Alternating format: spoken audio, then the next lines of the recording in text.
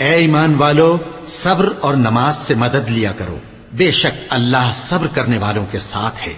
और जो लोग अल्लाह की राह में मारे जाएं, उनकी निस्बत ये ना कहना कि वो मरे हुए हैं। वो मुर्दा नहीं बल्कि जिंदा है, लेकिन तुमको शऊर नहीं।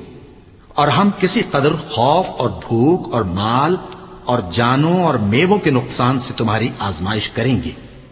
और सब्र करने वालों को बिशारत सुना दो कि उन लोगों पर जब कोई मुसीबत वाक़ई होती है तो कहते हैं कि हम अल्लाह ही का